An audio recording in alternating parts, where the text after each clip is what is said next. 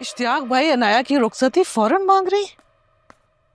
हाँ तो ठीक है, अपनी मर्जी से कोर्ट में शादी की है, रुखसती भी हो जानी चाहिए। जानती हूँ उसने ये बेवकूफी की है। बेवकूफी नहीं की, अक्लमंदी का फैसला किया है। अपना फ्यूचर सिक्योर किया है उसने, और क्या करती।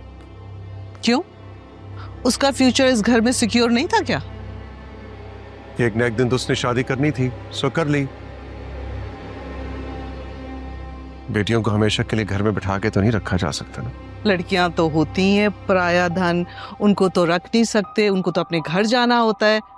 ओ कम ऑन, जितनी बेवकूफ मैं आपको नजर आ रही हूँ उतनी हूं नहीं। ये जो बिजनेस एम्पायर है ना, ये अनाया का है, जिस पर तुम इस उम्र में भी काबिज होने की कोशिश कर रहे हो। मैं पूछती हूँ, कोई लिमिट है पावर की और पैसा बनाने की? पावर हासिल करके उसे मेंटेन करने के लिए मजीद पावरफुल होना पड़ता है।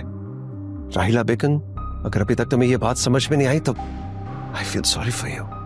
जानती हूँ, एक्सेप्ट करती हूँ कि मैं जेबा की बहन हूँ और मिडिल क्लास से ताल्लुक रखती हूँ, और ये भी एक्सेप्ट करती हूँ कि मैंने अपने होश हवास में रहकर तुमसे शादी करने का फैसला किया था। लेकिन ये नहीं जानती थी कि मिसेस कासिम बनके मुझे इतनी कुर्बानियां देनी पड़ेंगी, अपने खून पर इतने जुल्म और इतने सितम देखने पड़ेंगे। ओह कम ऑन, अब इस बात में भी मिकाइल का कार्ड मत प्ले करो। तुम्हारी बहन ने एक बच्चा पैदा किया, उसका कसूर मुझे मत दो। तो उस बच्चे की मां से शादी करने की क्या जरूरत थी? नहीं करते? बकवास मत करो। नहीं, मुझे बताओ क्यों शादी की थी तुमने उससे? साबित क्या करना चाहती हो?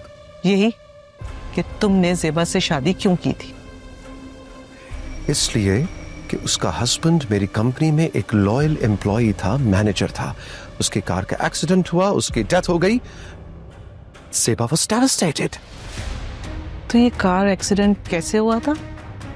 ऐसे ही जैसे आतिफ की गाड़ी का एक्सीडेंट हुआ था? Excuse me, what are you trying to imply here? यही कि तुम्हारा कार एक्सीडेंट में बहुत तजुर्बा है। पहले मेरे बहनोई की कार के ब्रेक्स फेल करा के उसे मरवा दिया, फिर अब आतिफ की गाड़ी के कार के ब्रेक्स फेल करके उसे मरवा दिया। हाँ,